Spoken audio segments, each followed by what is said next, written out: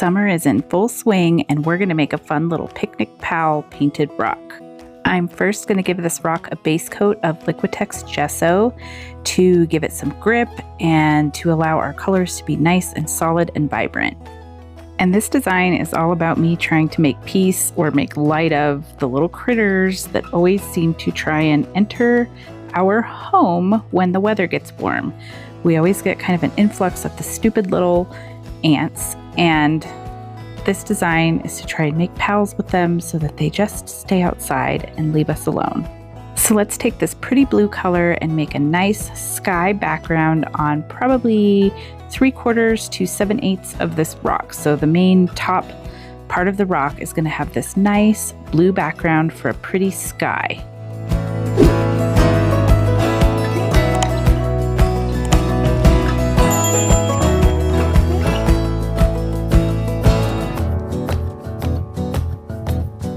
Then we're going to take this nice bright lime green paint and we're going to add this to the bottom of the rock, and this is going to be our grass. And I'm not really worried about any hard lines or any specific blending. We just kind of want it to mesh into that blue. It doesn't have to be perfect at all. And of course, as I'm trying to cover this, I realize we have a daisy hair in here. This did not used to be an issue before we had the cat, but it's a small price to pay. She's kind of cute. We're going to keep her. So I'm just going to make sure that little spot where I poked with the tweezer is covered up, and then we're going to switch gears and do a second coat of blue paint and green paint on this background.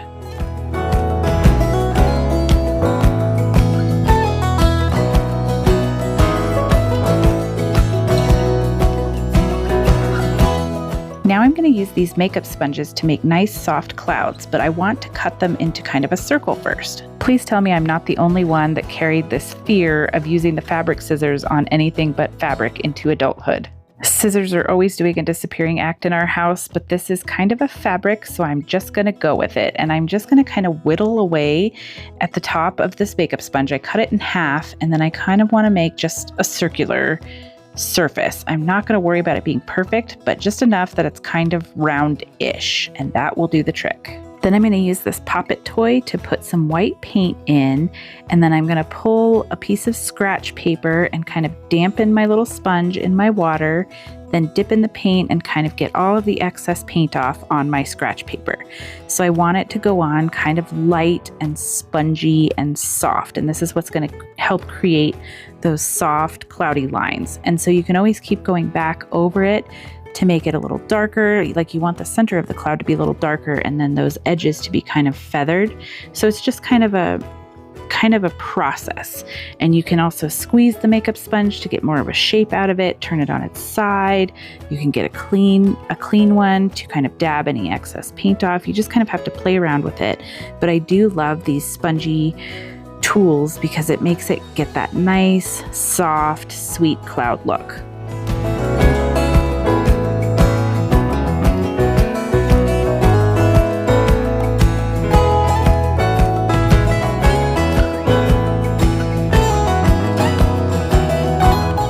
Now we're going to take that same lime green and a darker green and a very fine detail nail art brush to create some dimension in our grass.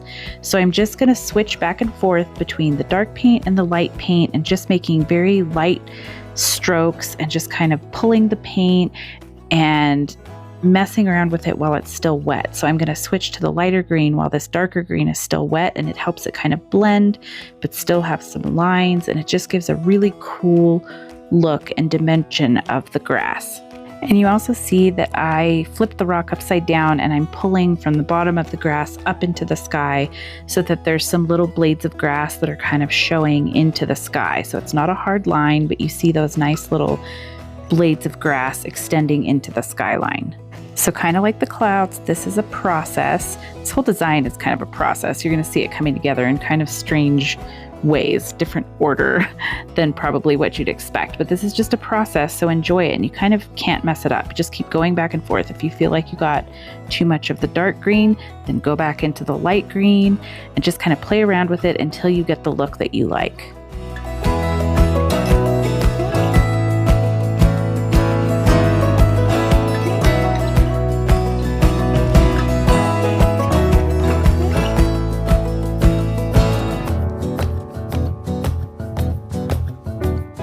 I'm also going to come back down to the bottom of the rock and just make sure there's some nice dark green in that bottom piece too, just to kind of tie the design in, make it feel like kind of a hard edge around that bottom oval part of the rock.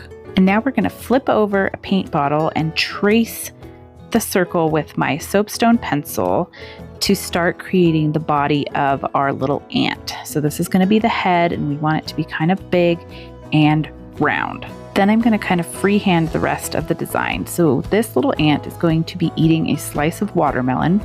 So I'm going to draw this kind of half circle, kind of a little bit less than halfway down the rock, and then the ant's body and the bottom of the ant and the little legs.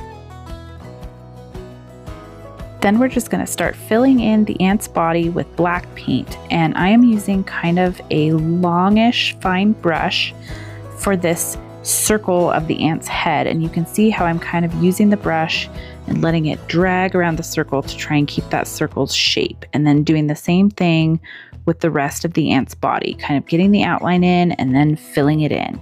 And this is where it's going to look kind of funny how it's taking shape, because we're going to skip around the shape of the watermelon, and we're just working on the ant's body at this time. So that kind of watermelon slice just looks like an empty void in the middle of our ant's stomach. I'm also using a disposable eyeliner brush for some of the finer details. They're really handy for kind of finer lines and smaller details like the little feet and the legs and the arms. This was about the time I was questioning my biological knowledge and had to Google to make sure that ants do in fact have 6 legs, so he could be anatomically correct, because I have definitely been called out when my plants aren't the right name or I don't have the right number of legs on an insect, so we're correct here. I also realized I needed to extend my sky a little bit because this ant is going to have some antennae, and I wanted to make sure there was enough room for them. So now we're coming back to the watermelon and adding some Liquitex gesso as a base coat for the watermelon. And then I'm going to take some of that dark green and the light green from the grass and mix it together. So I wanted a slightly different green color for the rind, but I wanted it to pick up off of the grass. So I'm using a disposable eyeliner brush because it's good for making these nice thin lines to create the watermelon rind.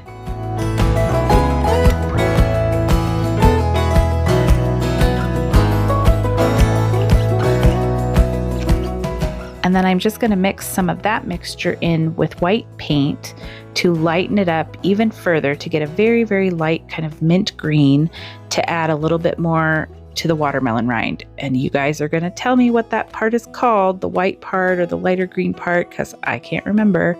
So I know you're going to come to the comments and help me with my lack of fruit knowledge. Now I'm also going to mix this peachy pink and some red paint because I wanted the watermelon to kind of have a pink tinge to it, not be super bright red. And I thought this would be the perfect combination for the watermelon. And this color did not disappoint. It was the perfect color for the little watermelon.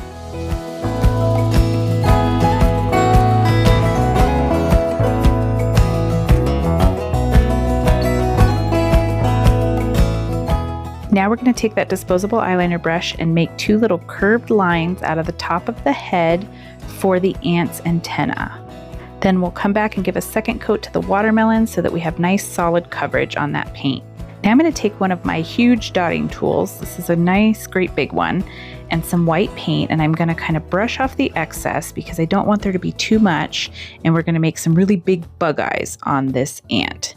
And I was careful with the paint because if you have too much paint on a dotting tool and then it goes down to your dot, the paint can dry with cracks in it. So I didn't want that to happen. So I tried to make sure the excess was off the dotting tool and then also getting it off of the actual dot that landed on the design. Now we're going to add proof of our 6 ant legs with another dotting tool and just adding some little dots on the antenna and the arms, and then you're going to see our last little pair of ant legs holding the watermelon. Now I'm going to take a small dotting tool and my dot stylus tool from Happy Dotting Company to make the watermelon seeds. So I'm just going to put a dot and then take that stylus tool and just drag it out to a point to make tiny little watermelon seeds. This worked pretty well, but it still was a little bit rough. That stylus tool was just a tiny bit too large, so I ended up switching to the detail nail art brush to pull that little point out, and that also worked really well. I also decided to add some gesso to the eyeballs to get some nice good coverage, and I'll eventually come back and put some more white paint as kind of a final coat on these eyeballs. I warned you this design was going to be a process. I'm taking you through the whole process. So final coat of white paint on the bug eyes before we do some fun things here to add some finishing details. So we're going to add some black dots to the middle of the eyeballs. And this just takes it to the next level. So cute, and swirled out the little peaks in the paint. And then I'm going to mix a tiny bit of black paint and a tiny bit of gray paint to make a slightly lighter paint color so that I can draw a smiley face on that's just barely apparent. Then we're going to add some little white dots to the pupils of the eyes, looking off to the side to add that final little dose of cuteness. And you have a cute little picnic pal that you can't really be mad at. Thank you so much for stopping by to watch, and I'll see you next time. Take care.